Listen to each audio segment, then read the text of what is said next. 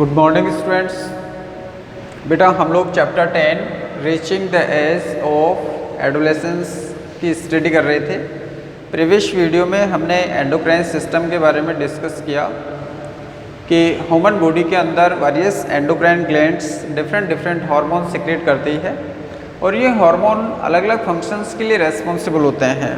जैसे ग्रोथ के लिए हार्मोन रेस्पॉन्सिबल है, गैमेट प्रोडक्शन के लिए हार्मोन रेस्पॉन्सिबल है। तो ऐसे बहुत सारे फंक्शंस होते हैं ह्यूमन बॉडी के अंदर जो कि हार्मोन्स के द्वारा रेगुलेट किए जाते हैं। तो आगे हम डिस्कस करें अगर लोअर कैटेगरी की जो एनिमल्स हैं क्या उनमें भी हार्मोन सिक्रेट होते हैं। तो आज का अपना जो टॉपिक है वो यही है। हम लोग आज फ्रॉग और इंसेक्ट के अंदर जो हार्मोन्स हैं उनका क्या रोल है। तो आइए स्टार्ट करते हैं।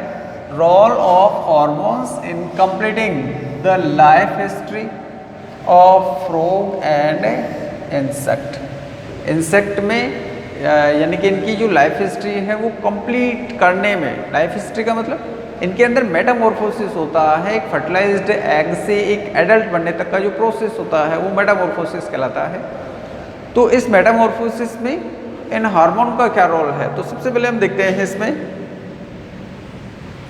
देखिए, we have already studied the life history of frog. बेटा जो अपना प्रीवियस चैप्टर था उसके अंदर हमने फ्रॉग के अंदर मेटामॉर्फोसिस को डिस्कस किया था। एक बार हम फिर से देख लेते हैं उस डायग्राम को। ये देखिए बेटा, ये फ्रॉग का मेटामॉर्फोसिस है और इसके अंदर ये एक फर्टिलाइज्ड एग है। यहाँ पर ये फर्टिलाइज्ड एग है, ये इससे एम्ब्रियो बना। अब एम्ब्रियो टैडपोल में कन्वर्ट हो गया। टैडपोल के अंदर फिर डेवलपमेंट होता है। देखिए यहाँ से इसकी जो लेग्स होती है वो अपीयर होने लग जाती है, इसकी टेल होती है वो डिसअपीयर होने स्टार्ट हो जाती है और फाइनली एक एडल्ट फ्रॉग के अंदर कन्वर्ट हो जाता है। रिप्रोडक्शन इसी एडल्ट स्टेज के अंदर होता है। और बेटा फ्रॉग के अंदर एक चीज़ और है, फ्रॉग सीजनल रिप्रोडक्शन करता है। इसमें केवल रेनी सीजन में ही रिप्रोडक्शन होता है, वो अभी हम डिस्कस करेंगे। तो आइए स्टार्ट करते हैं अपना टॉपिक। इसका मेटामॉर्फोसिस हम पहले पढ़ चुके हैं।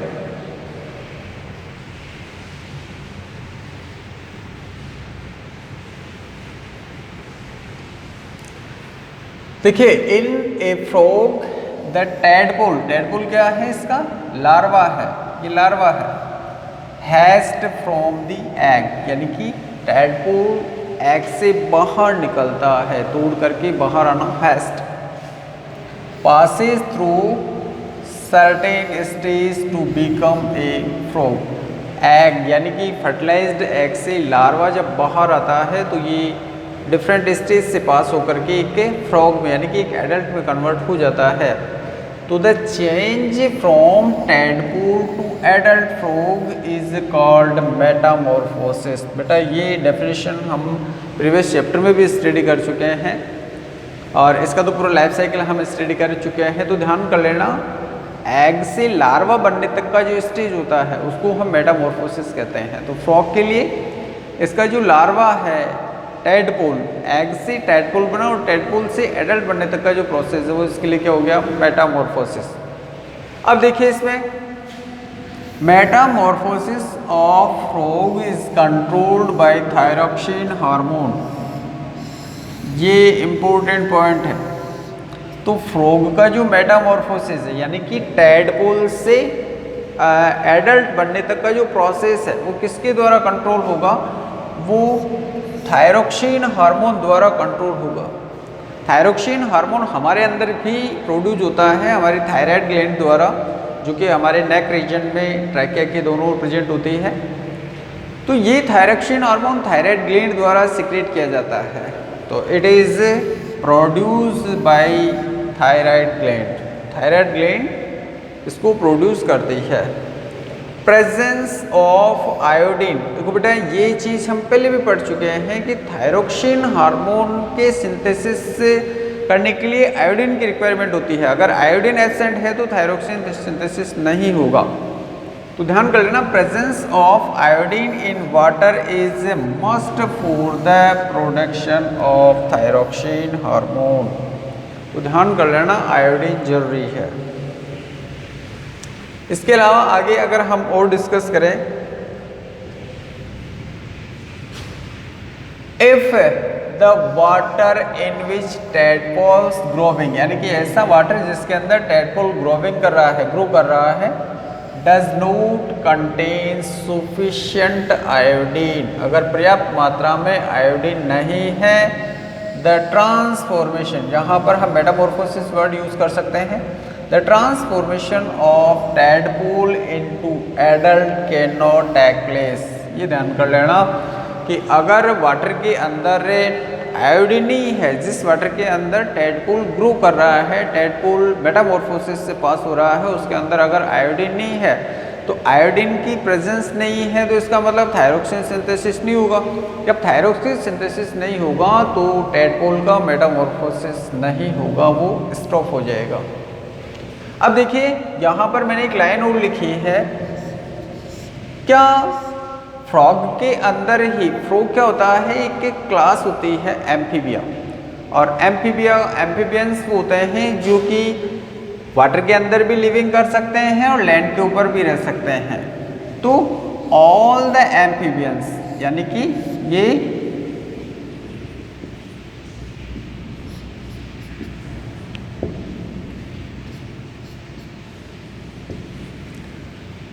दोनों वाटर प्लस लैंड एनिमल होते हैं, दोनों के ऊपर ये रह सकते हैं। जैसे फ्रॉग है, आप देख सकते हैं कि वो लैंड पे भी रह सकता है, वाटर में भी रह सकता है। लेकिन बेटा यहाँ पर एक चीज़ ध्यान कर लेना, ये लैंड पे रह सकते हैं बट इनको रिप्रोडक्शन के लिए वाटर की रिक्वायरमेंट होती है। और रिक्वायरमेंट क्यों होती है, इसका रीज़न यह है कि इनके अंदर एक्सटर्नल फर्टिलाइजेशन होता है, यानी कि जो एग और जो स्पर्म होते हैं ये आपस में फर्टिलाइज होते हैं, वो कहाँ होते हैं, वो वाटर के अंदर फर्टिलाइज होते हैं। तो इसलिए एक्सटर्नल फर्टिलाइजेशन हो गया, तो एक्सटर्नल फर्टिलाइजेशन के लिए इनको वाटर की रिक्वायरमेंट होती है, इसीलिए फ्रॉग के अंदर केवल सीजनल रिप्रोडक्शन होता है, वो रेनी सीजन में होता है। तो ऑल द एम्फीबियंस, तो ऐसे एनिमल जो कि वाटर और लैंड दोनों पे प्रेजेंट होते हैं, सबके लिए थायरोक्सिन हार्मोन मेटामॉर्फोसिस के लिए नेसेसरी होता है।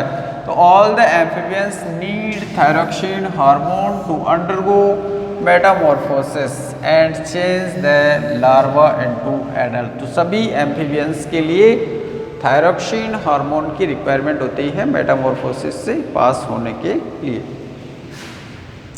आगे हम देखें, ये तो हमने स्टडी किया फ्रॉग के बारे में, अब हम देखते हैं इंसेक्ट के बारे में।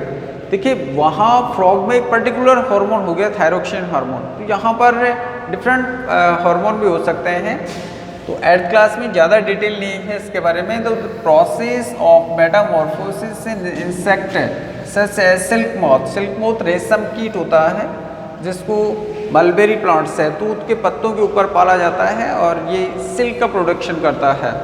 तो इसका जो मेटामॉर्फोसिस होता है उसमें देखो, तो process of metamorphosis insect such as silk moth is controlled by insect hormone. तो ऐसे हार्मोन जो इंसेक्ट के मेटामॉर्फोसिस को कंट्रोल करते हैं उनको इंसेक्ट हार्मोन कहते हैं।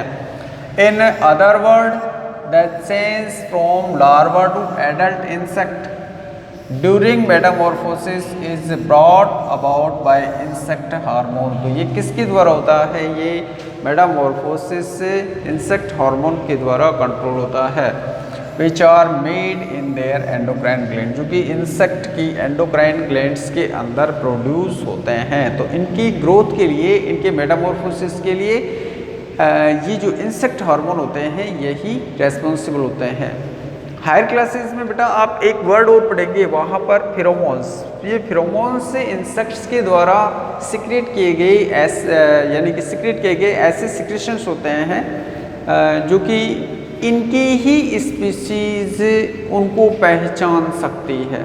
जैसे एक एंट है, दूसरी एंट उसके जस्ट पीछे चलती है, तो ये एक फेरोमोन्स होता है। एक मान लिया हनी भी आपके ऊपर अटैक कर रही है, थोड़ी देर में वहाँ पर बहुत सारी हनी बीज आ जाती है, तो ये भी एक टाइप के फेरोमोन्स सिक्रेट किए जाते हैं। ठीक है बेटा, तो आज की इस वीडियो में हमने जो इंसेक्ट और फ्रॉग हैं उनके अंदर हार्मोन्स किस प्रकार से रेस्पॉन्सिबल होते हैं उसके बारे में डिस्कस किया है। थैंक्स।